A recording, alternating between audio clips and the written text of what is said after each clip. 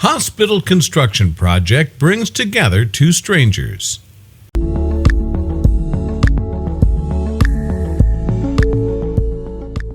Most of us tend to avoid strangers. No eye contact, no talking, nothing. Whether it's from callousness or insecurity, we just don't want to open ourselves up to other people. As a result, we may miss key opportunities to help others in need. One Pennsylvania construction worker was barely getting through the day in abysmal conditions. However, his mood took a turn when he spotted an unfamiliar face staring out at him. He knew he had to reach out and interact. Jack Reich didn't feel like going out in the cold one morning in early 2017. He'd rather have stayed home sipping coffee and chatting with his wife Kimberly. Still, none of that really mattered. Duty called. As an iron worker, Jeff got used to working in the elements many years ago. He and his colleagues at the Century Steel Erectors plied their trade over all the greater Pittsburgh area. This particular day, they were in the midst of a particularly challenging job. Jeff lugged his gear out to the Excella Frick Hospital in Mount Pleasant, where they would build a new entryway. With only a few beams up so far, the entire company knew they still had a ways to go. Jeff let out a sigh as he got started. Meanwhile, 88-year-old Gloria Porter checked into that same hospital. She came down with a nasty case of pneumonia, and the Excella staff was keeping close tabs on her recovery. However, Gloria's stay at the Frick Hospital wasn't very exciting. Aside from quick interactions with doctors and nurses, there was little conversation to be had. Visitors were few and far between. Gloria could only watch so many reruns and infomercials on her tiny hospital television. So to entertain herself, she would peer out the window, passing the time by watching whatever happened below. Once Jeff and the ironworkers arrived, Gloria had something interesting to watch. It was pretty fascinating to see a building come together, even if it was a slow process. However, one thing unnerved her.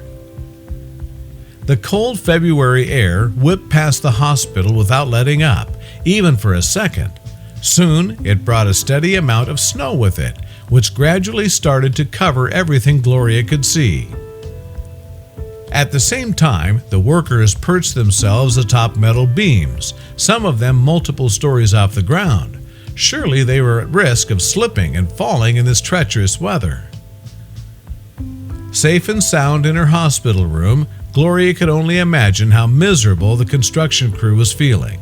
She tapped on the glass of her window and waved, just so those men would know someone was looking out for them. Though construction workers often have a reputation for being rude to strangers, we've all seen them whistle at women in movies. This was a good bunch. The ironworkers paused their heavy lifting to wave back at the old woman in the window. Jeff, trying to picture himself in much warmer weather, really appreciated this stranger's kind gesture. Obviously, she was struggling with some problem in the hospital, and yet she was looking out for others. Before getting back to work, Jeff decided to show his appreciation. He dug through his company's toolbox, rummaging past various hammers, wrenches, and levels. Jeff was looking for a much simpler tool. At the bottom of the box, he grasped a single piece of white chalk. Jeff knelt down over one of the top horizontal beams and scrawled out a message directly facing Gloria's window. Get well. Gloria, who'd watched the entire act unfold, never expected anything like this. It really warmed her heart that a man out in the cold would take a minute out of his day to wish her well. Still, she couldn't help but feel uneasy about his safety up there. Then a curious thought entered Gloria's mind. If the ironworker could write her a note, why couldn't she return the favor? Gloria called in a nurse to bring her a notepad and a pen. She got to writing. Feeling proud of herself, Gloria tore off a strip of Scotch tape and fastened the paper to the window. The construction crew noticed it a couple minutes later and peered at the note. It read, "Stay safe." For Jeff, the simple piece of paper contained a profound message. That sign kinda crushed me.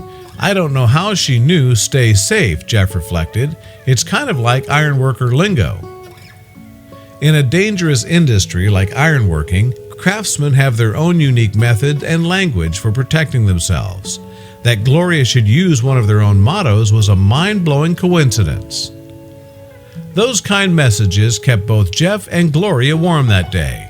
Kind acts between strangers tend to be contagious.